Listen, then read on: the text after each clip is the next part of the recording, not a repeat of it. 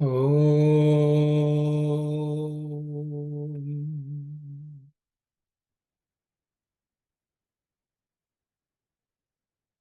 Om.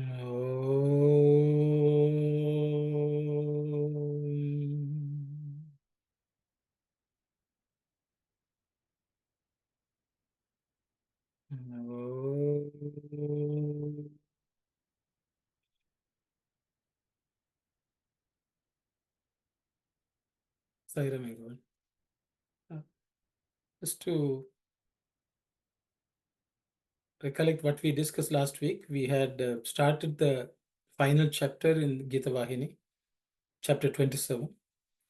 And Swami is talking about the need for us to get to a point of nirahankara, that is, not have any ego. And Swami has been telling us that desirelessness is the way to achieve that, which is the cause for mamakara. So these were some of the topics which we discussed. We also discussed how to live in this world without any desires, any goals, and so on. So I will stop here, and I will ask the sisters to continue from where we left off. Thank you, Saira. Sairam. Those who are sincerely seeking to realize God, to achieve Him, have to become free from the taint of desire. Become mamakara sunya, devoid of feelings of I and mine. Then you attain moksha, salvation. That is the achievement of the goal of life. That stage knows no joy or grief. It is above and beyond them both. Krishna willed that his friend and devotee Arjuna should reach that state, and so he endeavored to save him by teaching him the ways and means through a variety of methods. Moreover, he used him as an instrument to receive this precious gift for the good of all humanity. Before concluding the sacred council, Krishna addressed Arjuna and said, "Give up all dharmas and surrender to me. I shall liberate you from all sin." That is to say, give up ahamkara and mamakara, pride in the ego and in possessions and feelings of I and mine. Destroy the identification of the self with the body, which is only its cage or prison. Get firm in the belief that all this is Paramatma and naught else. So there is nothing else to be done except bowing to his will and surrendering to his plan.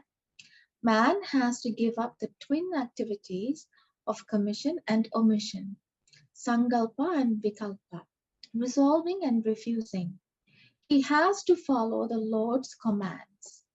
He has to accept his will, be happy wherever he has placed him, however he has shaped him. He keeps himself far from the inquiry into the appropriateness or inappropriateness of his acts, but does them as acts of worship to the Lord, acts for which no reward is expected. That is the sum of his duty. Okay, thank you, sister. Maybe Auntie, we will read the Telugu. Sairam. నిజముగా పరమేశ్వరుని చేరుకోరువారు పొందుకోరువారు వాంఛ శూన్యులు కావలెను. Those who in reality are interested in reaching the Parameshwara, the Supreme Lord, who want to attain him, they should become devoid of all desires. అట్టి మమకార శూన్యునికే పవిత్రునికే మోక్ష ప్రాప్తి.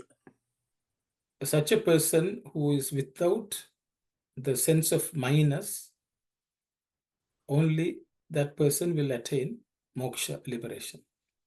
అట్టి స్థితియే జీవితం యొక్క లక్ష్యం.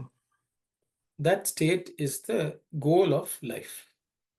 అది సుఖ దుఃఖములకు అతీతమైన స్థితి. That is a state which is beyond happiness and sorrow. ఇట్టి స్థితిని మిత్రుడు భక్తుడు అయిన అర్జునునకు అందించు నిమిత్తమై కృష్ణ పరమాత్మ ఎన్ని విధముల శ్రమ తీసుకొని అతన్ని తరింపజేయుటకే దిస్ లాంగ్ సెంటెన్స్ సారీ ఇట్టి స్థితిని మిత్రుడు భక్తుడు అయిన అర్జునునకు this state to grant to his friend and devotee Arjuna ఈ అందించు నిమిత్తమై కృష్ణ పరమాత్మ ఎన్ని విధముల శ్రమ తీసుకొని for granting him this access to this, Krishna, Supreme the Lord Krishna, took many difficulties, or it made a lot of effort. అతనిని తరింప చేయుటయే కాక not only taking him across or save him, not only to save him or to take him across, అతని నిమిత్ర మాత్రునిగా నిలబెట్టి లోకమునకు ఇట్టి పవిత్ర భిక్ష పెట్టెను. keeping him as the instrument or as an instrument, he gave this knowledge, or he gave it as alms to the entire world, the supreme or pure sacred alms. తన పవిత్ర ఉపదేశమును సమాప్తి చేయుటకు పూర్వము before completing his sacred upanyas or his benediction or teaching, Arjuna సర్వధర్మములు వదిలి నన్ను శరణు జొచ్చుము. Arjuna, give up all the dharmas and take refuge in me. నిన్ను సమస్త పాపముల నుండి విముక్తిని చేతును. I will liberate you from all the sins. అని పలికెను. Thus he said. అనగా మమకార అభిమానములు వదిలి, which means giving up the sense of mind and also ego. దేహమే నేను అనే అహంకారమును రూపుమాపి, giving up or destroying the ahamkara or the ego that one is the body. అంతయు పరమాత్మయే అను దృఢచిత్తుడై, being firm in that belief that everything is the Lord. పరమాత్మకు అంకితమగుటే శరణు చొచ్చుట. Thus reaching the worshipping the Lord is the surrender. Ankita means exactly what, how can I, bowing down? అంకిత అంటే అర్పణం. Yeah, it's offering. అంకిత ఒకటే శరణు చొచ్చుట. అట్టి స్థితి యందు సంకల్ప వికల్పములు ఏవియూ లేక, in that state, without any thoughts or counter thoughts, భగవంతుడు చెప్పినట్లే చేయుటే, to do as the Lord has commanded, ఉంచినటుల ఉండుటే,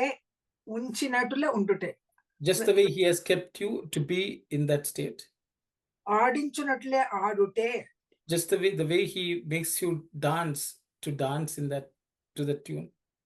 ఇది నేను చేయతగినది, ఇది చేయతగనది. This is worth doing, or this should not be done. అను ధర్మాధర్మ విచారణకు దూరమై, being distant from such kind of inquiry of dharma and adharma, what is righteous and what is unrighteous, ఫలాపేక్ష లేక, without having any desire for the fruits, కర్మములను ఆచరించుటే, to perform the activities, అట్టివాని కర్తవ్యము. that is the duty of such a person. కృష్ణుడు, that's all I think. That's all it was read, auntie. Yeah, I think she has said no reward is expected. Yeah, that's all. Okay, that's fine. Thank you, auntie. So, Sairam everyone. So Swami is explaining what Krishna told Arjuna about giving up all dharmas, to give up the inquiry of what is dharma and adharma, but take refuge at the feet of the Lord and do as the Lord commands. So that's what Krishna told Arjuna, and that's what Swami is explaining to us. So I'll stop here. If anyone would like to discuss any points which you would like, which comes to your mind, please do so, Saira. Giving up all the, sorry, Kalyani. Sorry, Auntie, you go ahead first. Giving up all dharmas. Dharmas here in Swami means ashrama dharma, varna dharma, and all the duties that a person is supposed to do. Give up everything and come to me, surrender to me. Swami, is Krishna saying like that? Yeah, I think that's what you have. You are distant from the inquiry of what is right and wrong. Yeah. But you are near the Lord at His feet. You're taken surrender. See, it is when we give this up only to take refuge in the Lord, that only then one has to give up sarva dharma. People sometimes give up all dharmas and think that they are at the feet of the Lord, but that means total surrender, absolute surrender at the feet of the Lord. Not even inquiring what is right or wrong. If the Lord has commanded, just do as He has commanded. Okay. That's total surrender. Prapatti or prapanna. Prapatti. Total surrender. That's what Krishna is talking about. So I will stop. Okay, Kalyani, go ahead. I'm sorry, just in the translation, that sentence with Ankitam, sorry, what was the full translation of that? Ankitam Chaitam. Yeah. Paramatmaku Ankitam Gute Sharanu Juchunu. Paramatmaku Ankitamagute. Put his name, Ankitam ante name also it comes. Namankitam, we say that Namankitam. Taking his name, Auntie? Yeah, I think we can say that. Taking his name, Bhagawan's name, Krishna's name, do all the things. Oh, and what does Sharanu Juta mean? Surrender. Sharanu, surrender.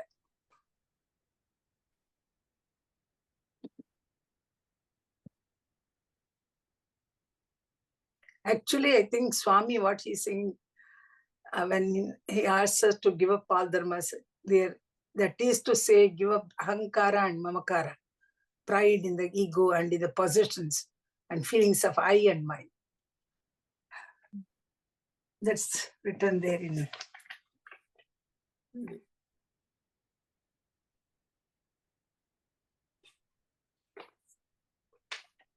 So, brother, so at the beginning it says, give up I and mine, right? In that sense only, give up all the dharmas is coming too, right? When you say, when you give up I and mine, give up all dharmas at the time too? See, I the way I understand before others, anyone else wants to talk, I don't know. See, the thing is, when we think, Brother Thasan has No, put it. so go ahead, brother. No, brother, you go ahead. I am only filling when no one else is speaking. Okay. So, Saira, brother. So, give up, surrender to me. My understanding is, brother, you have to do your duty. Whether you like it or not, everyone has to do the duty. But you should not have I and me. So, Lord is the one doing through you and the instrument. So, whatever we learn all this time, don't expect the fruit of the action. That is the one you have to surrender. So don't differentiate. If you are a garbage collector, do the work with a love and be happy. Don't differentiate that person is doing that work. I am doing this work. My work is this is the one Lord has given to me. So you have to do it very happily. Then you surrender everything to the Lord. That means you don't have I and me, ahankara. Then Lord will take care of you. Thank you, Brother Saira. Sai brother. Sai Ram. Sai Aunty, please go ahead.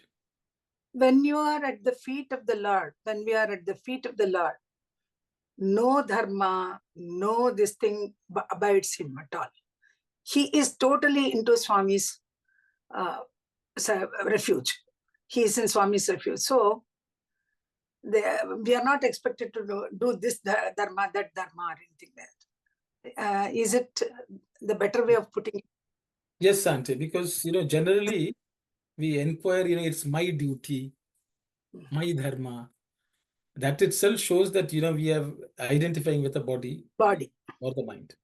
It is when we say, as soon as we say our duty, but here Krishna is Swami is telling that for the devotee, the real duty is to follow what the Lord tells without questioning, without asking any questions. Yeah. So the thing is, dharma is only needed, even Shastra is only needed until you find the Lord. Once you find the Lord, if you're still holding on to, okay, that Shastra is telling that, Yeah. that Dharma is telling, that means you are still holding the Shastra above the Lord. So Krishna at this point in time telling Arjuna, don't worry about anything. I'm telling you, just listen and do. So that is total surrender. So the person doesn't even think that that person is doing, that person has any dharma, specific dharma, or the body. It's because once you lose your identification with your body or mind, there's no dharma. Worldly dharmas don't exist from that point. What remains is only Atma dharma as well. But I think that's what I understand. Yeah. So if the Lord has said something, don't analyze, don't evaluate, just do it. Yeah, I think that's the way I understand. When we read this line, give up all dharmas, you get really, oh, Swami, what is it? Should I give up all these dharmas? All my dharmas. That's how it hits you. Yeah. Because that's the ultimate sannyasa, ultimate renunciation. Ah. So because sorry, go ahead, Kalyan. Oh, no. Kalyan, go. No, I was just going to ask, so how do you reconcile this idea with when earlier Krishna says how a jnani still does the same work, he would still be doing everything, but in a different state of mind? The jnani is also a devotee, not yet fully surrendered. Oh. Jnani is also, he thinks I know. That itself can be a problem.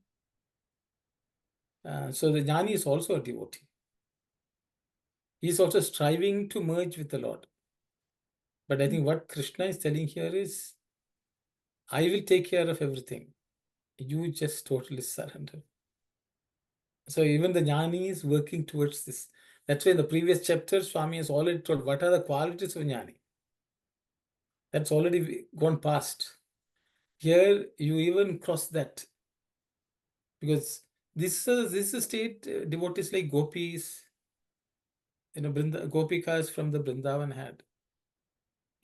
They did not know what is right, what is wrong, what is dharma, what is adharma. They only knew Krishna and they were totally in love with him. And whatever he asks, he will do. They will do. So this is the final level, which is what Swami is talking about. I remember that Lord Krishna gave all the explanations and everything in the very final chapter, telling to Arjuna that just follow my commands. Don't think about anything. When I think about this one, this is exactly the same as a dictatorship country. Maybe over there also they would say, don't think about anything, just follow our commands. That's it. I just thought about maybe German Nazi, maybe the Hitler, he commanded his, the soldiers that just follow my commands. Or maybe some other, uh, uh, the some other, maybe the government system, they would say, just follow our commands, don't ask anything. The maybe, or otherwise, I was just wondering, Lord Krishna, even very first chapter, he would have told Arjuna that just follow my commands, don't ask any question, you will be okay, you will achieve whatever you want. So the he came all the way to 27 chapter. Finally, it's a very maybe simple one, just follow my commands, uh, I just thought, very curiously in my mind, uh, all these, the 26, up until 26th chapter, Lord Krishna told us many different ways, and we have gone one by one. In the very final chapter, uh, he says that don't think about anything, just follow my commands. Uh, maybe as a human being, or maybe if we take Archana in our mental state, maybe we wouldn't accept if someone says, take my commands or take my word. Maybe that may be the reason all these explanation, and finally, just follow my commands. And the Archana also, he listened, and the great Bhagavad Gita, we got it. I just thought about, uh, maybe something wrong with my, thinking, or I just wanted to share, Thank you very much, sister. I think you just made an observation and you want to know what others think of this observation. I will open it up for others' comments. Saira. Sairam, Yes, brother. until we surrender to the Lord not command or do anything for us on our our our purpose. No, after surrender only that God's hands works.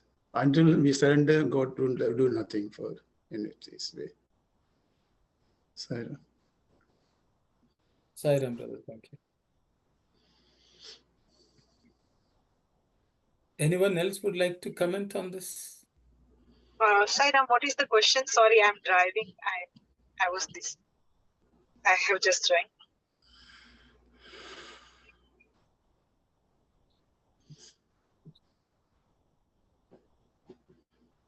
I think maybe I will try to paraphrase what sister had mentioned. She said, it sounds, almost dictatorial for Krishna to say something like this. So how can a common person deal with such a request? Though it seems very simple, but I think her question is, how do we know it's Krishna who is asking us or some human being asking? I think that's a fundamental challenge for anyone. I think sister gave some examples of dictators, but most of these dictators also we have heard from about them. We have heard from the I don't know, historical texts or people who have politicians, other politicians who want to paint themselves also white, I guess. But the thing is, how do we deal with it? I think everyone is a bit challenged. We all this time Krishna said, you have to do what is right, this and that. But then now he says, just do as I say. Don't even worry about what is right and wrong. How do we reconcile this? I think is a challenge. Those it seems simple, it can be a bit tough. It can be causing problem for people who want to analyze. So that's, I think that's what I understood. Anyone else who would like to talk about this Sarvadharman Parityajya?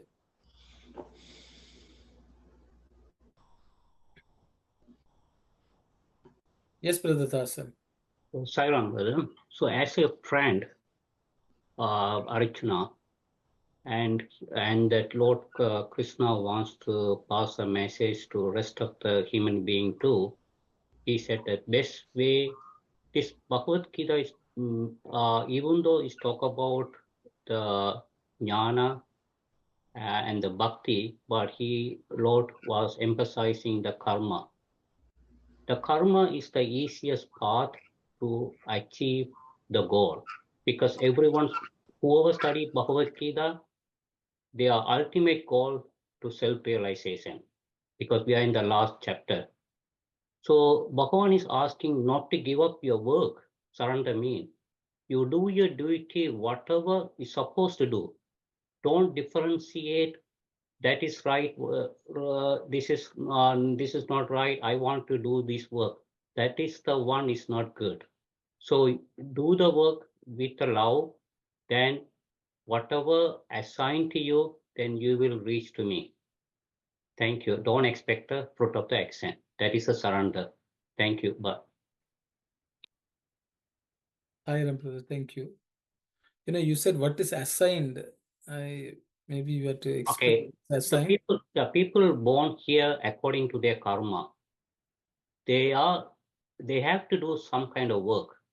Whether you're married or you have to take care of the children or you have to teach or you have to do some work, do the work with love. Duty is God. So don't expect, because I don't like this job, don't differentiate that one. Surrender to him, whatever that comes out from that one, do that with love. Thank you. So, brother, it's not to be argumentative, but No. So just a Because question. the last chapter, brother, we have to understand clearly. Then we have to talk to. I want to first understand what you were saying. See, the thing is, whatever we have in circumstances we are is based on our own karma. Yes. Not necessarily when we may be doing things because of our tendencies. For example, you may be mixing with some friends because of past karma, you have maybe with the friends.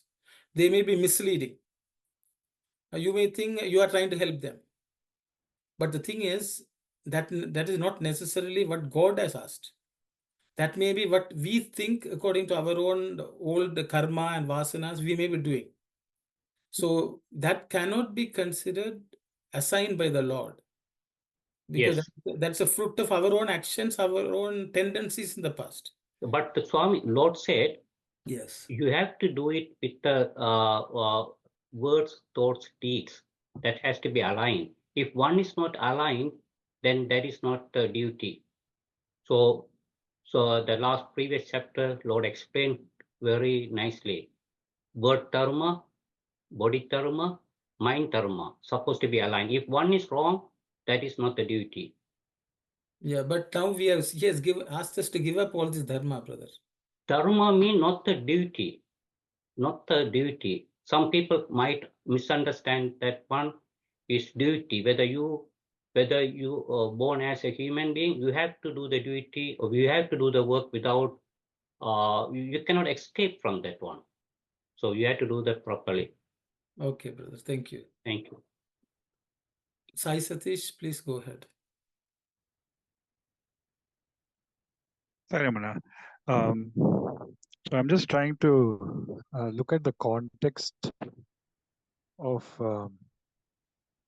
the Sarvadharman Parityajya that Lord Krishna is giving to Arjuna. So it is in the middle of a battlefield. The great war of Mahabharata is about to begin. And Lord Krishna has given the entire Bhagavad Gita. And then it is coming to the quintessential part of the action that is to follow. And that is where I think absolute clarity needs to come in Arjuna's mind, because even as he is standing in between the two sides of Kauravas and Pandavas, you are having 18 Akshavahinis, huge thing and he's in the center of it. The sum and substance of it, even as the Lord goes through the entire thing, he has to give it to him, and that is just listen to my command, go forward and fight.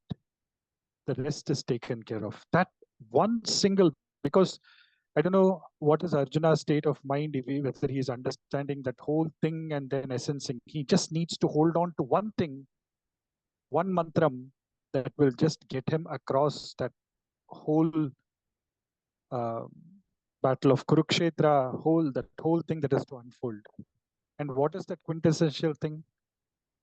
Just have implicit obedience. And once that clarity comes, I think Arjuna is able to go forward. And rest is, of course, we know his history. So I think in terms of that Sarvadharman Parityajya, because anything that we hold on, I think comes with two sides to a coin. The only time when we can really set aside is just go with absolute obedience. So now it comes down to the same thing. Whom should we be obedient to? When you take the realms of dictators, obviously there is unity, maybe in thought, word, and deed. They wanted to do bad.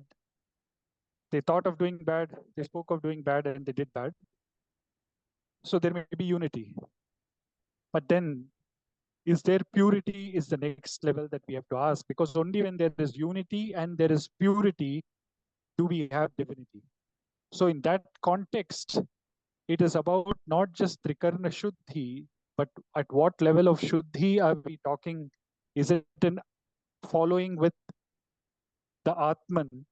Is it based on that? Then of course everything else drops. It is implicit obedience to what is being said, and you go forward and do that. And that is where again and again it comes down to, like, for people who have faith in hospitals and doctors, you always have general hospital, super specialty, and other things. For people who have faith in Swami's Vibhuti, they just held on to that. So it is ultimately what we hold on to, and hold on to independent of the consequences that follow. Because if we hold on to something and then change based on the consequence, that means we have not really held on to it. Because once we hold on to what we are really aligned with, then we accept the consequences also. Today also we discussed about Svecha, Parecha, and Anecha. So in that context, accepting everything as God's will, it is His grace, His gift, and going forward, I think that's what it comes with, that implicit obedience. Sairam. Thank you very much, Sai Satish. Thank you. Yes, Sister Shivani. I think Sister Shivani. Yeah, Sai Ram. I think Brother Sai Satish has said, just to add to that, what Auntie asked, is a command, is dictatorship. I believe the language has many interpretation. Language is such a funny thing. People have different ways to. So my understanding here is, as Brother Sai Satish said, implicit obedience. And it's like, while I was taking care of my grandkids, okay, jump off the bed, I'll take care of you. Like the child doubts, but I'm assuring you, do it. I will take care of you. I did it. That's why I'm thinking we were teaching her to jump, she's a year old. So I'm giving her that confidence, Atma Vishwas, that I will be there. I will take care of you. Don't worry, you won't fall. I am telling you, you jump, and that's how you will learn. So I guess that's how I interpret it. That's what Bhagawan is saying. Do it, believe in you. Where body and mind has no place, like at this level, he's saying your body and mind is a tool. Use it, then store it. Do not use it when it's not needed. And live in that Atma Vishwas, confidence, the energy, who you are actually, just live in that moment. And mind and body will be just a tool when you need it. So I think at this point he's saying, believe in who you are. So he's giving us confidence. Do it. Sai Ram. Thank you very much, Sister. Very nicely put. Sister Aruna. Sai Ram, brother, the give up all dharmas, for that, it's a I think all the all of us, I can speak on my behalf. I think we have to strive for a lot to reach that level to give up all dharmas. At the beginning, we have to perform like dharmas according to our duties and all. But that place we have to reach when that time comes only. So before that, we have to use our discrimination. We have to do our duty. Then only you come to that level to give up your dharma. So it's not like a right away you give up dharma, means nobody is going to do the dharma then. Nobody is going to do the duty. That's not the way Krishna is saying. You know? But before teaching Arjuna to bring to that level, until that time, he is encouraging to do his dharma. He's asking to fight in the war. Whenever he has confused, he's making clear. But at the end only, he's asking. So that's how I'm understanding it. Thank you, Sarah. Thank you, sister. Thank you. Anyone else has anything to add? So just to, so Sister Ananti, the thing is, as Sister Shivani has nicely explained, Krishna is not forcing anyone to do this. It is only an assurance for anyone who is willing or who wants to place their faith in Krishna. The world will go on. Krishna never is, that's why he's not a dictator. God is never a dictator. God leaves the choice to us. But the thing is, it is as Sister Shivani said, a child, when the mother is not there, has to be very careful, has to think about this so that if I fall down, will I break my leg? Should I look this way, that way? But when the child is with the mother, it will not worry about anything. It will not look this side or that side.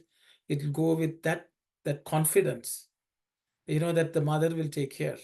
So that is the assurance Krishna is giving to Arjuna, because he has become a friend and he's the most dearest devotee. So he's actually giving him an assurance. Now you don't have to struggle to figure out what is right, what is wrong. Just do as I say, and that's more than enough, and I will take care of everything else for you. So that is the ultimate gift of Krishna for anyone who is willing to place their faith and totally surrender to him. So that is the ultimate of any devotee, and that's what Krishna is telling. At that point in time, he will dictate, or he will tell you whatever you need to do. And if you can't do, he will lift you up and go, because you have already offered yourself at his feet. That's my understanding. Just Auntie Mani, please. Sairam, see this line. There is nothing else to be done except going to his will and surrendering to his plan. Bhagawan has a plan for everybody. Don't think that you are planning, you are going to do this way, that way. He has his own plan and everything is set. And Krishna says, you are just an instrument. I have already killed Bhishma, Drona, everybody has gone. I've already killed them. So you are only an instrument. Do your duty just as an instrument and don't take the doership. Doership is mine. That's what Swami, that kind of surrendering to Swami Bhagavan is needed. I feel this is the thing when he says, Sarva Dharman Parityajya Mamekam Sharanam Vraja. Sairam. Thank you. Thank you. Yes, Sister Aruna, the way you said, to even get to this state of total surrender, we should have performed our dharma properly. That's why Krishna has already explained. But once you have come through that and you have come to a point of surrender, then he's giving this final assurance and instruction. That's my understanding. Thank you. Yes, Kalyani, please go. Yes, Uncle. So the part about doing as God says, so I guess we would have to be very confident that, when we listen to Swami or read what Swami says, that our understanding in our mind is what Swami says. Is that right? Just very true. But how do we know that we have understood correctly? I think that's the question you have. Yes. See, the thing, God may be giving us instructions, God has laid his plans, but are we appropriately listening and doing? I think that's the question which Kalyani is asking. So how can we figure out whether we are really listening to the Lord? Okay, because everyone will say, I am telling the way Swami has taught. If you go into any spiritual world, everyone feels, oh, this is what Swami has told and we are doing it. So in such a situation, how do we know whether we are misguided or we are misguiding ourselves? Or are we really following what the Lord is saying? Are we hearing it properly? Are we interpreting it properly? I think those are the questions. I've just added some additional questions, Kalyani. Anyone can share what you think about this.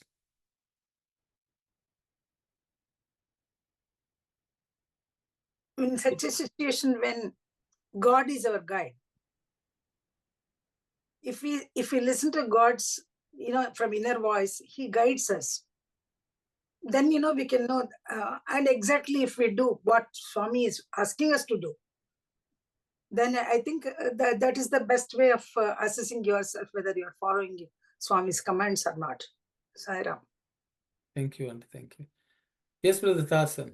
Yes, Sairam, brother. Suppose if we are teaching somewhere or following some principle, if you are before teach, you have to practice, preach before practice. Then you can simply, whatever I said before, you put the words towards deeds. Words are correct. Maybe thoughts are not good. Maybe deeds may be correct. So one is wrong. That means you are not doing the duty properly. If you are going to the work, anything you can apply these three things, then you will get the answer. And here also Swami mentioned some of his duty. That means Swami is emphasizing the niskama karma. That is the one he is totally give up the dharma. That's my understanding, brother. Thank you. Okay, Sairam, brother. Yes, Sister Shivani. I think today is my revision day. I'm revising what we have learned.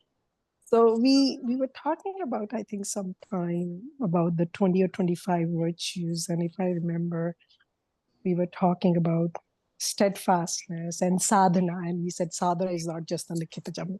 You connect with God. So I am thinking that, for example, even for myself, something I read 5-10 years ago, my interpretation that time was very different than who I am, a little better. So I guess when you are sincere in your sadhana, connecting with that Lord, it's a work in progress. It won't happen today. It's a work in progress, but we don't give up. As he said in chapters in the past, keep asking your doubts, but don't stuck to that. Keep moving on. Keep moving, keep working on. So I think that steadfastness and that sadhana will help us. Of course, we have to do our due diligence, but that being Atma, we calling, that will help us to grow. That's how I see it right now. Thank you very much, Sister. Sai Satish. Ramana. So, based on what Sister Shivani was saying, we know that Shraddhavan Labhate Jnanam, and so it comes down to Shraddha. And if that, because I think even in today's discourse, we were talking about how Swami says, where there is love, there is steadfastness. Where there is steadfastness, there is self-confidence. So in terms of whether it is coming from Swami or someone else, ultimately it comes down to, in terms of what Swami has to give us, he has given us already through the Vahinis, and overall we know what is in terms of what's being told, but the essence of it, I think if we are able to put it into practice. So they say, what is the proof that it has rained? The proof that it has rained is the ground has got wet. And so in terms of what is the ground being wet, have we put that into practice, and how steadfast or how much of that Shraddha we have? Well, ultimately, even if we are going and accidentally, like we are driving, we have the GPS and we take a wrong road, it reroutes us back again to the correct road to be taken and ultimately take us to the destination. Why? Because the GPS by itself knows this is the destination. So even if we take another road, a side detour, it puts us back on track again. So even if we have that sincere steadfastness, even if a left turn is taken in a place where a right turn had to be taken, ultimately, I think that Shraddha itself will guide the individual back and to where it is and map again the correct coordinates so they can go to the destination. As long as we have that that seed of love for Swami and have that Shraddha, then it manifests as that self-confidence, clarity, and all of that, and move forward. Saira. Thank you very much, Sai Satish. Anyone else has anything to add?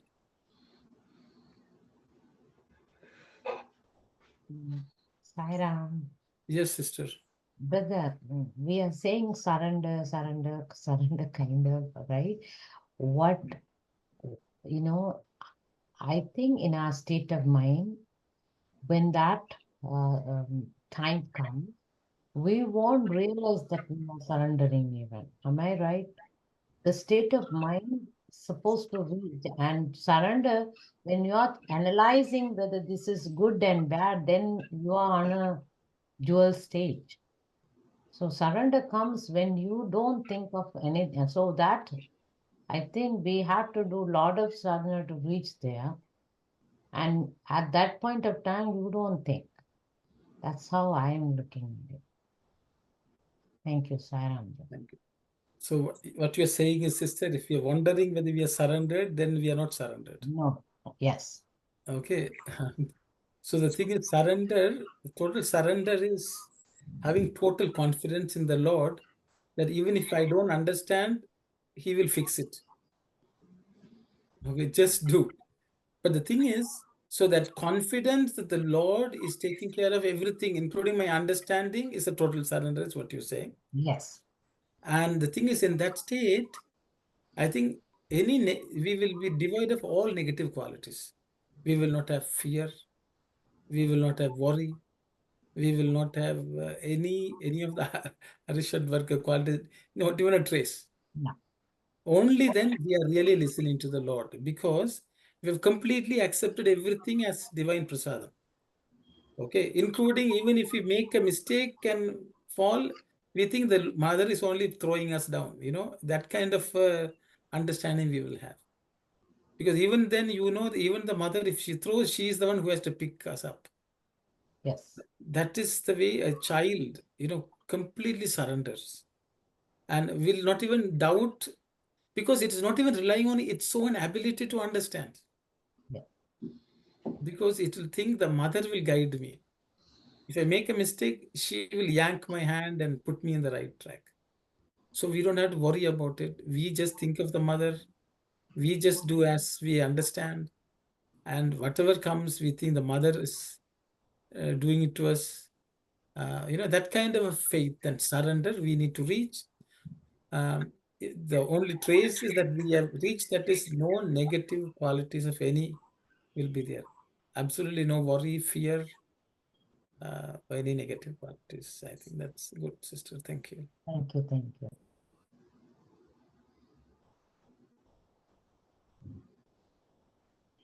It's a long way to go.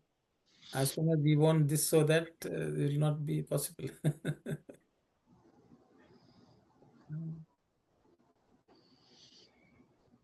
So there's You know, no. sorry, go ahead. No, you go ahead. I was just a comment. You go ahead, sister. There's no sort of, is there any point in trying to practice surrender, or? So the thing is, everyone practices surrender. Yes. Abhyas in anything, some practice is needed to get to that final stage. As long as we know we are still practicing to acquire surrender, but we have not surrendered, I think if we have that understanding, but I think we have to practice. We have to, I think that's the only way. Yes, Auntie, you have something to say. We keep on holding to ourselves. Say, partly I am there. when we surrender ourselves, it is, we don't complete belief in Swami or Vishwasam in Swami.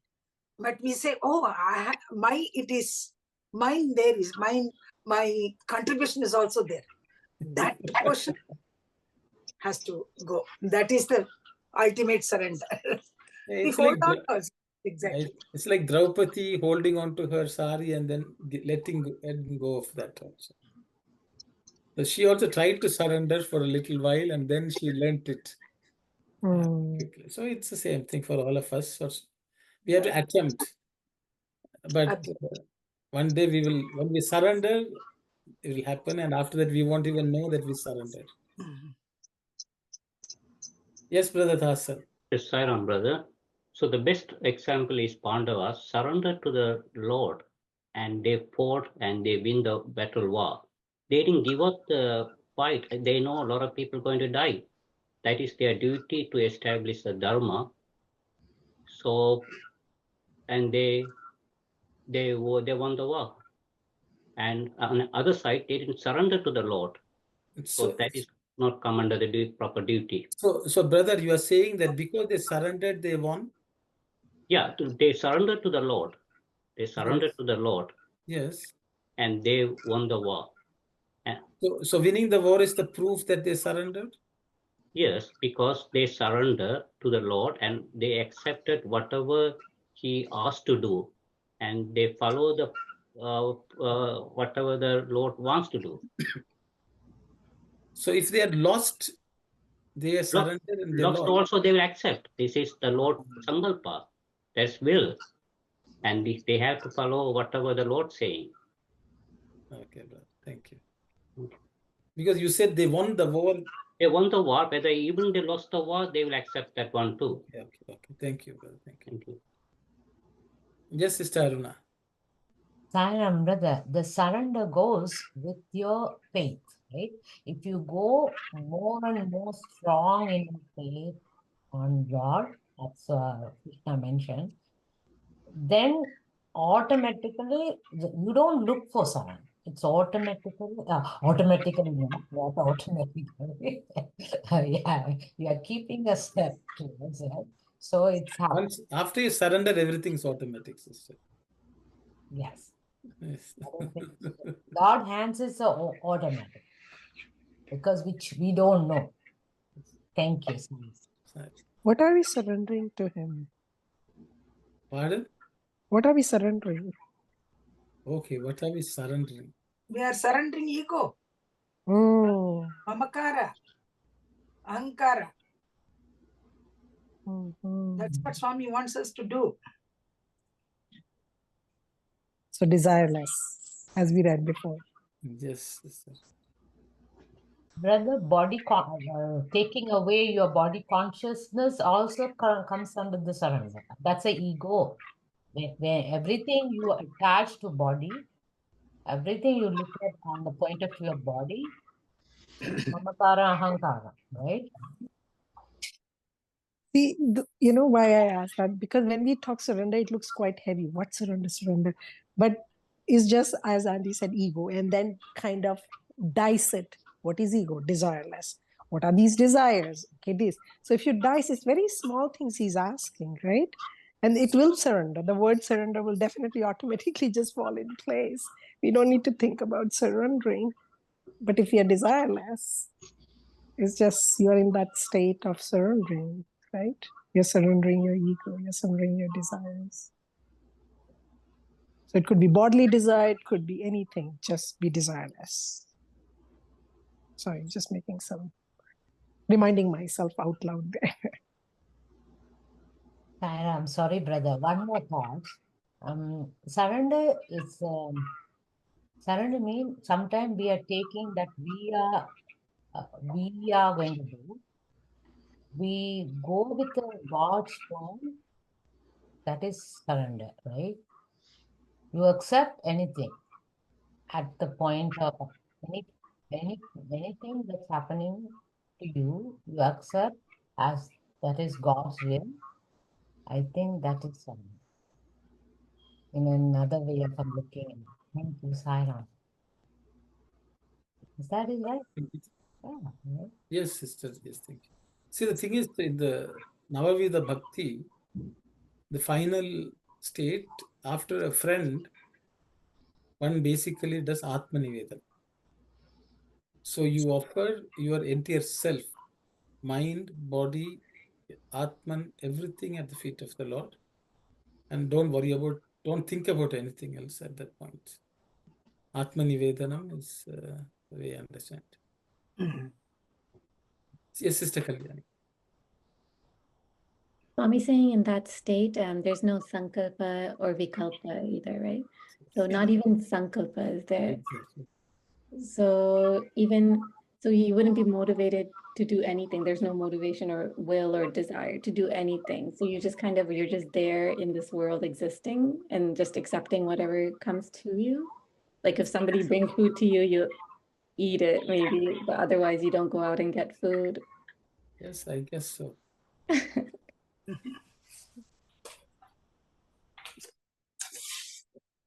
Many devotees exist like that. They just don't make any effort on their own.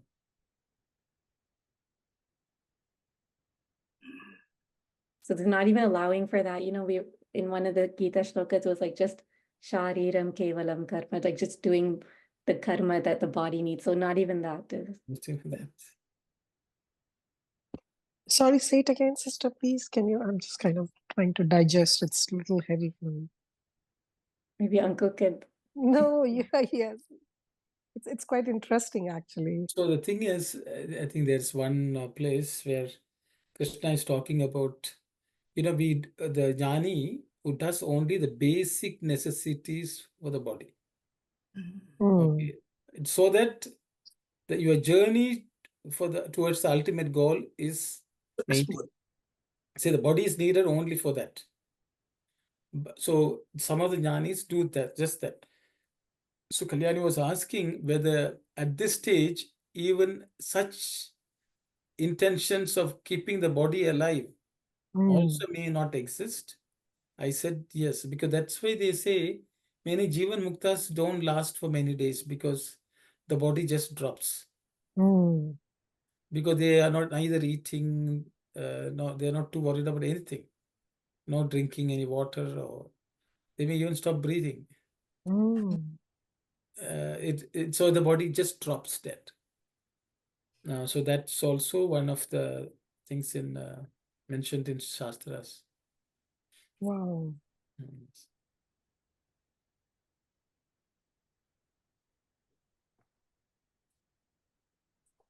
Thank you. So what some of the devotees say is sometimes for some even such devotees, apparently the Lord will leave some small attachment so that the body stays put for the benefit of the world. And when they have done what the Lord wants them to do, you'll just remove it and then they come to. So can we say Lord Buddha was in that state for a time being? I think Lord Buddha, at least he did not teach, his followers that. He did not follow this path, I would say. It's very difficult for us to analyze how he was. It's slightly different, means same principles, but not the path of surrender. I don't know if I read, Swami has said that, but my understanding is Lord Buddha had that will that he could give up his body, but he said he has some duty to teach or preach his disciples about what this meditations and nirvana is all about, and then he passed. So he has that desire to give to the community or to his disciple. So on that lens, I am seeing it, that he could have left because he was at that state, but he has that desire to do something. Yeah, in Buddhism, they say we will not give up the body until all beings are liberated. So that is a vow which many Buddhas take. So, but that's why I said, we are comparing apples and oranges. Yeah, for sure. It's a Yeah. completely different philosophy. Yes. Swami has spoken about Buddha and what he taught, but here he's just talking about what Krishna taught Arjuna, not necessarily the exact same principles. Sairam Sai Satish, please go ahead. Sorry, Ramana, just adding to what you were saying. So they say that once the person gets into that state, because I think no longer the person who is surrendering exists, because what exists is only that state of surrender, or basically when they have lost like nirvikalpa samadhi kind state, where I think it gets to the body dropping off as a dry leaf in 21 days is what they say, from the time a person gets into that state, because no longer can the absolute be contained in a frame that is fragile to contain it. And in that context, I think Ramakrishna Paramahamsa, he kept that frail, he kept his body despite being in that state, and he was having basically the stomach bug to hold on to that slight feeling of saying that I still have the body. Yes. And that was used as a means for him to guide his disciples. That was the only thing that he could keep, or else he would drop his body anytime, and then there's no longer the container that exists, because it's just dropped. So in that way, yes, absolutely, because I think when you're directly connected to the powerhouse, I think no kind of a wire can hold that intensity, so it has to drop. In that context, and I was just going to ask, is that state of Jada and Chaitanya become one and the same? Because in terms of Jada, like Jada also exists. And in this case, when you're talking of those devotees who exist just to focus on the absolute, that means in them, the Chaitanya is so radiant that they don't have to do anything else. It is just staying in that. So does it become same like in that state? See, the Chaitanya becomes Chaitanya. See, the challenge, I think, is there's in each person there is Jada as well as Chaitanya. The Anatma and Atma coexist. Yeah. This path is the Atman merging in the Atman. Though Jada is also its own Swabhava or Swarupa, I don't know which one it is, but Swarupa, I guess. But the thing is, the Jada will remain Jada because Jada is anyway part of the Chaitanya. I think that's where the question is, what happens to the Jada, which is the body, The body also, the form which it takes can change, but ultimately that's also an aspect of Chaitanya only, ultimately. We're seeing something as Jada itself is a human limitation, is the way I understand. Because in that non-dual state, there's neither Jada nor Chaitanya. Thanks, Anna. I think Swami would say for Jada to exist, Chaitanya has to exist. But Chaitanya can exist without Jada. Yeah. So the created needs the creator, but the creator doesn't need the created. So he can absorb at end point. So I was asking in the context of those devotees, Anna, so where they don't do anything, they just exist, right? Like they are totally absorbed in that state, and they just are in that awareness. That's all right. Okay. Yeah. Yes. They are not contained by the Jada. They are not contained, I think. Okay. Okay. Anna. Thank you. The Jada will exist, but they are not contained. because our body, human body is actually become contained in the jada, limited by the jada. But I think they are not beyond that. At that point in time, they are neither limited nor they have a separate existence. Thank you, Anna. It's anyway theoretical, but so if everyone is fine, maybe we can move on. I think too much. I think it's a lifetime journey to get to a point like this, but we'll at least have some understanding, basic understanding. Next.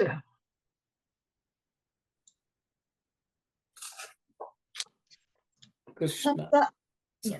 Yeah, go ahead. Some dry Vedantins, decked with strings of heads, take advantage of these teachings of Krishna to give up all dharmas, and with this assurance that he will liberate them from all sin, idly stretch their legs and loll with closed eyes. They shirk their legitimate duties and eat, sleep, and roam about as much as they like or can. They do not discriminate between what is good and what is bad. Their excuse is that the Lord has commanded them to transcend dharma. When elders at home or experienced seekers question their conduct, they answer, alas, that you too should plunder thus. Don't you know what the Lord has said in the Geetha? I have accepted as the basis of my conduct. His command, Sarva Dharman Parityajya. I have no need for advice from persons with lesser authority. They feel very proud of their devotion and orthodoxy.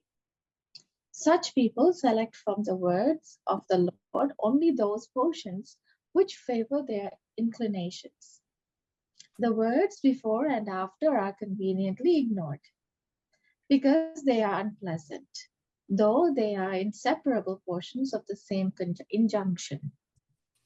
They ignore the vital part of the command in spite of the claim to be staunch votaries of the Gita. Giving up all dharmas, Mam Ekam Saranam Vraja, says the Lord, that is surrendered to me alone. Have they surrendered thus? No. Have they at least the deep yearning for liberation? No. For if they had it, they would not have neglected their legitimate duties. They would not have fallen a prey to the demands of food and sleep. Such men are glorious only in gossip. They are great only in glittering. They do not put the Lord's command into actual practice. They are too idle to do so. Not even an atom of spiritual endeavor can be seen in them. Okay, thank you. Okay, Auntie, we will read Yeah. కృష్ణుడు చెప్పిన ఈ సూత్రమును ఆధారము చేసుకొని కొందరు శుష్క వేదాంతులు, సోమారి భక్తులు కాళ్ళు చాచుకొని కన్నులు మూసుకొని okay, I think I'll stop. This principle which has been taught by Krishna, some people, some dry, some Vedantis, people who know Vedanta, who are actually Shushka Vedanta, that means they are only convenient Vedantis. What they do is they take this as the basis, and as lazy devotees, they stretch their legs and close their eyes. Close their nose. కంఠమాళ్ళు వేసుకొని చేయవలసిన సత్కర్మలు చేయక they wear some very elaborate beads around their neck, and without doing any good deeds. వేళ వేళకు తినటము, నిద్రించటము, తిరగటము. They eat on time and then they sleep and then they roam around. ఇది మంచి, ఇది చెడ్డ అని విచారించక ప్రవర్తించటం. They neither ask whether something is right or wrong, and then they continue to behave, or they move around. ఏమిరా నాయన, నీ ధర్మమును నీవు ఆచరించక ఈ రీతిగా ప్రవర్తించున్నావే. My dear one, why are you moving about without performing your dharma in this manner? అని ఇంటిలో పెద్దలు లేక అనుభవజ్ఞులైన మహనీయులు ప్రశ్నించిన, if people at home, people who are elders and people who are experienced, when they ask this question, ఏమండి మీరు కూడా ఇట్లు పొరబడుచున్నారు. why sir, why even you are being misled like this? గీతలో పరమాత్ముడు చెప్పినది మీకు తెలియదా? Don't you know what the Supreme Lord has taught in the Bhagavad Gita? సర్వధర్మాన్ పరిత్యజ్య అని భగవంతుని మాటలను నేను ఆధారం చేసుకుందును. The Lord has told, give up all dharmas. Those words I have taken as the basis for myself. కానీ అన్యుల మాటలు నాకు అక్కర్లేదు. I don't need anyone else's advice. అని పరమ భక్తుని వలె పరమాత్మ ఆజ్ఞలను, thus these ignorant ones who don't know anything about the Lord, శిరసా వహించు, they behave as if they are great devotees. శిరసా వహించు వాని వలె ప్రగల్భములు పలుకుచుందరు. They have upheld the teaching of the Lord. In that way they talk. Pragalba அப்படினா, I think about that's too much of talk, is it? Pragalba. Yes, galba means itself check. Those who talk too much, pragalba. Yes.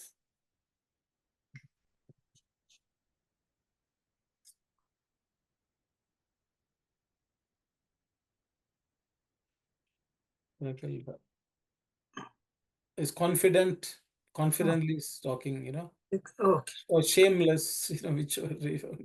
Yeah, shameless. So now parama bhaktuni vale paramatma agnuలను శిరసా వహించు వాని వలె ప్రగల్భములు పలుకుచుందరు. So they talk as if they are great devotees. Yeah. Okay. ఇట్టివారు అవసరమైన పదములనే గట్టిగా పట్టుకొని వాదింతురు. These people, such people, only whatever is suitable for them, only those words are held tightly by them and they argue. కానీ ఆ పదములకు అటు ఇటు ఉన్న పదములు పరమాత్ముడు చెప్పినవి కదా.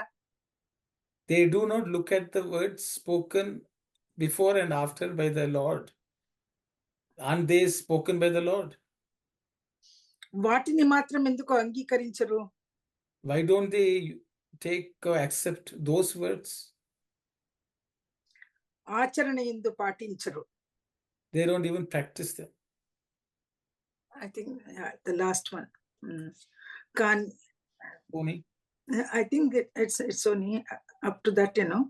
No, I think it's much more.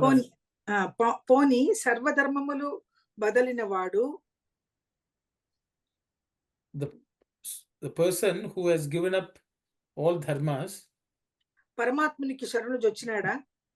has he surrendered to the Lord? లేదు. No. ఉండిన కర్తవ్య కర్మములు మాని ఉండడు కదా. All the duties, he wouldn't have given up, won't he? తిండి నిద్రాపేక్షలు చేరి ఉండవు కదా. He will not be worried about food and sleep, won't he? ఇట్టివారు మాటలకు మహనీయులు. These people are heroes in their speech. ఆటలలో ఆడంబరము. In their dance or in their activities, they are boastful. ఆచరణ యందు అణుమాత్రమైనను గోచరించదు. In their practice, not even an iota will be seen. As adhyatmika pravritti, as spiritual behavior. I think it stops here. Yeah.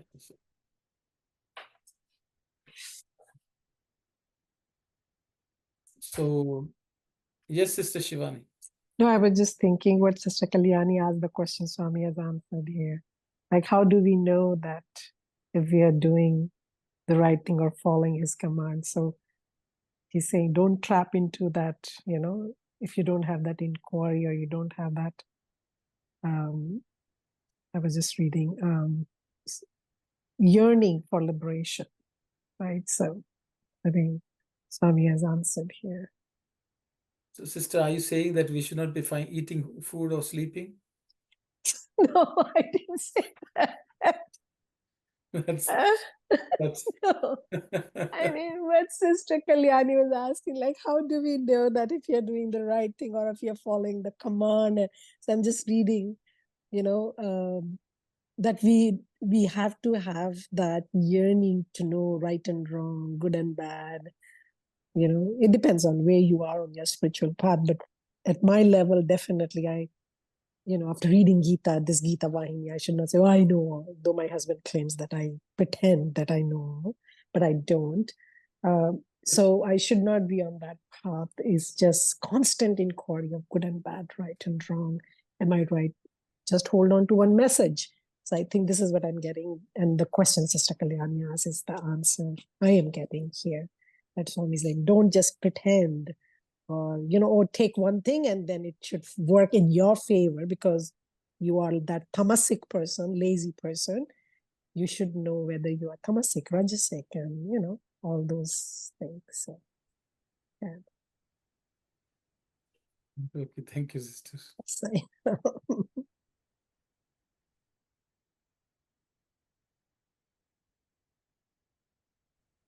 so we should not eat, sleep, and roam about.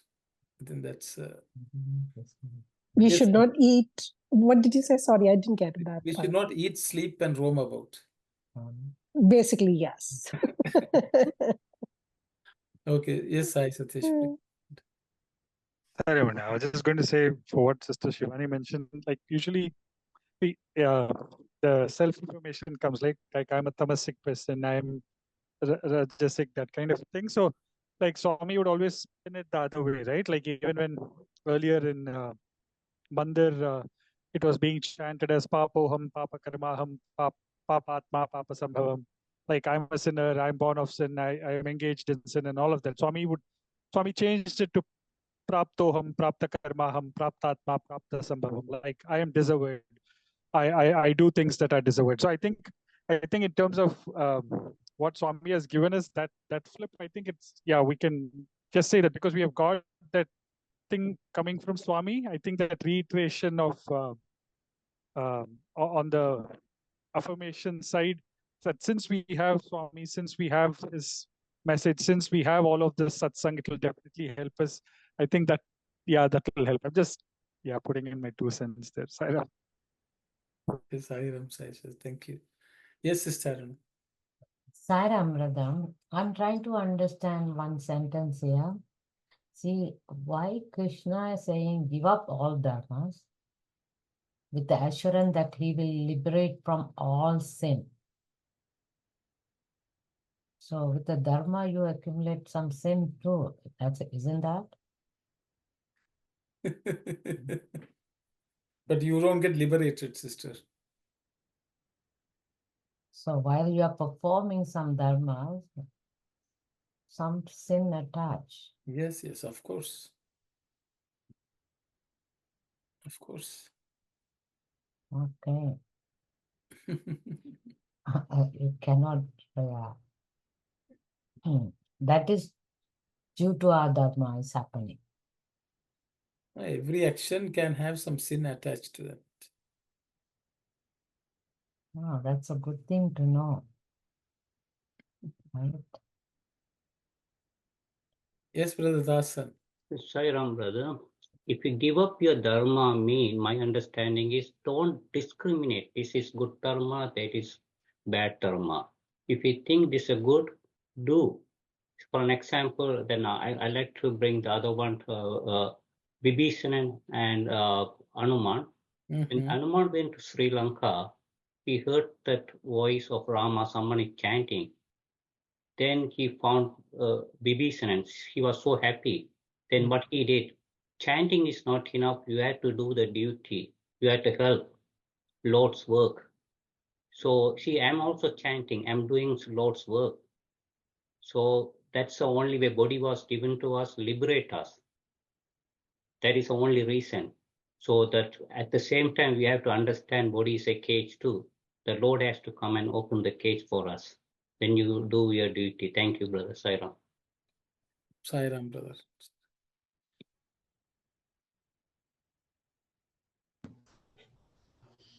Sarah, Yes, brother. the human has that good and bad deeds, no? The God has no good and bad. When we are doing the duty on God's name, whatever we do the duty on God's name, there's no good and bad for us to come. Sarah. Sairam.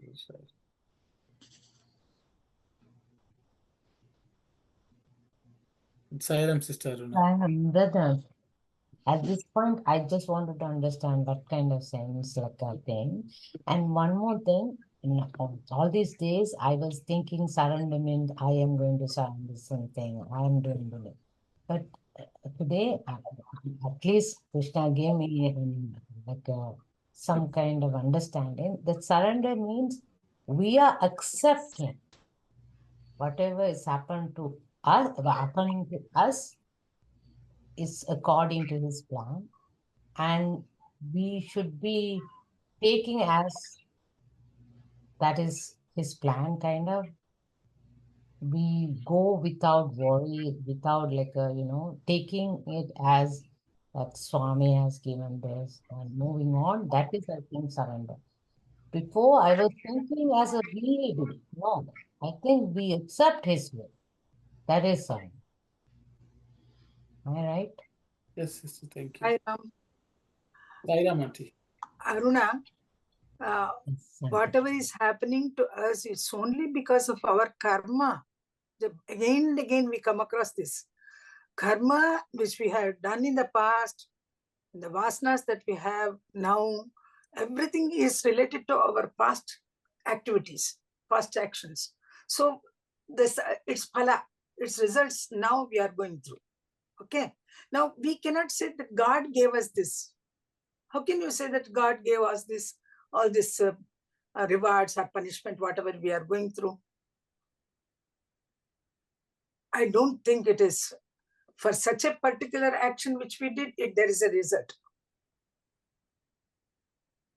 That's how I understand. Sairam. Sairam, auntie, thank you. Yes, Kalyani. In this paragraph, Swami is saying the person who has given up all dharmas, has he surrendered to the Lord? No, he wouldn't have given up the duties. So just wanted to clarify that. I thought we said that they would have given up. Right? So what Swami is, I see. So you are just trying to narrow. Yeah, I also saw that. See, the thing is, but Swami's, I will read it again once more just to.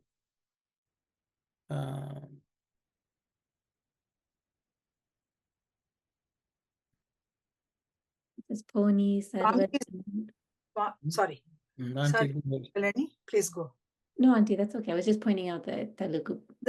Yes, last paragraph, Swami is talking about a person who says that I have surrendered. The first 12 paragraphs talks about the person. Swami says he has got Gantamala, he is stretching his legs and he is doing all things. And then he questions others when they say, what are you doing? They say, no, I am following Bhagawan's commands. He says, Sarvadharman Pratijasa. So I have left off everything and I am doing the other Sarvadharman Pratijasa Mamekam Sharanam Vaja. He forgot. He forgot about the next part of the sentence. He gave Sarvadharman Pratijasa. He is left off all his duties. That won't do. Then in the last paragraph, Swami is talking about such people. Mamekam Sharanam Vraja says the Lord. Have they surrendered? Have they really surrendered to me? Or have they any yearning for liberation? No. So such people are, they would not have neglected their legitimate duties. No, for if they had it, they would not have neglected that part of the sentence. What is? So I think, Auntie, Hmm. Kalyan's question is, so for example, Swami is saying, Acharya Poni Sarvadharmamulu వదలిన వాడు పరమాత్మునికి శరణు జొచ్చినాడా? Vada. So the person who has given up all dharmas, has he surrendered to the Lord? No. Yeah. No. ఉండిన కర్తవ్య కర్మలు మాని ఉండడు కదా. So Kalyani's question is duty. Kartavya karmalu mani undadu kada means even though they have given up dharma, is there an expectation that they should not give up the karma? Kalyani, am I right? Is that yes? So she said undina kartavya karmalu mani undadu kada. That means there were kartavya karmas for that person existing. He would not have given them up. Then he says Tunti nitra pekshulu cheri undu. Food and sleep. So he will not be attached to food and sleep, wouldn't he? So I think Kalyani's question is, does sarva dharman means not giving up the activity, kartavya karma? That's the question she's asking. So by when Krishna says give up all dharmas, is he expecting us to do our kartavya karma? I think that's a question. So are the dharmas different from karmas? And isn't the kartava karma not part of dharma? I think that's different. That's a question. That's roughly the question. Kalyani, I hope I have not confused. Oh yeah, that was the confusion.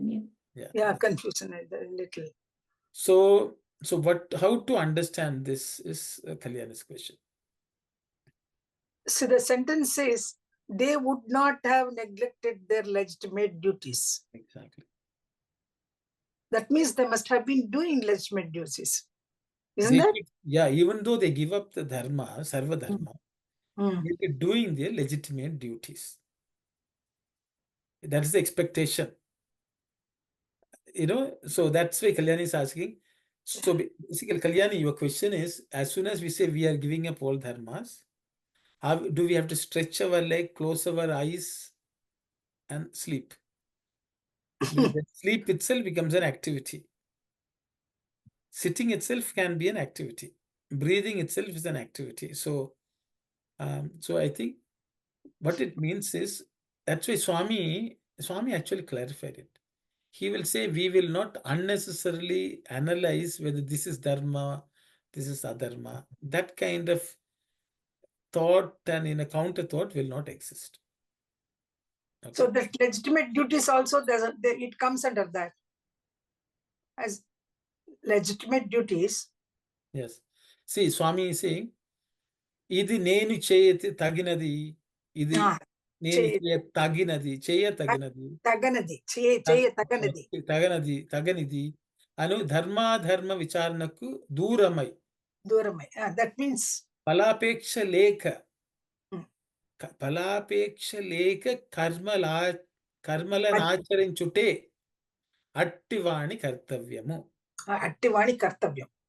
So the duty of such a person is, so Kalyani, that's the answer is in this, okay? Antisthiti andu sankalpa vikalpalamu eviyu leka. So there's no thought, counter thought. Bhagavantudu cheppinattula cheyyute. Just do as the Lord has said.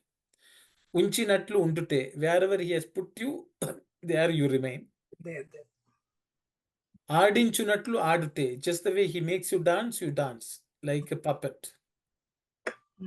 Idi nenu che taginadi, idi ne taganidi. This is something which I ought to do. this is what I ought not to do. Anu dharma adharma vicharanaku duramai. Not entertaining such kind of analysis of dharma and dharma without having any desire for the fruits of it. One should perform actions. That is the duty of such a person. I think it's 4:34. Yeah, correct. The kartavyam is to close the session today. We will continue this discussion. Everybody will have enough time to discuss. But yeah, in the first paragraph also, we have got this.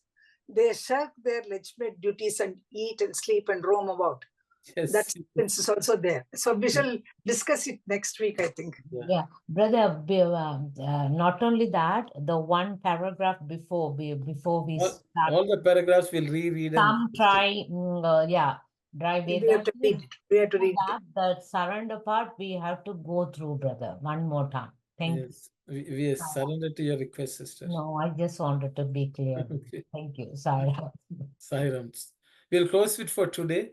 It's because once we start, it will be too much. We'll continue next week. Okay, how to surrender. Sairam. Om Samastaloka Sukhino Bhavantu. Samastaloka Sukhino Bhavantu. Samastaloka Sukhino Bhavantu.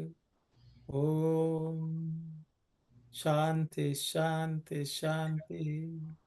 Sairam, everyone. Ram, brother. Sairam. Thank you, Sairam. Sairam, thank you.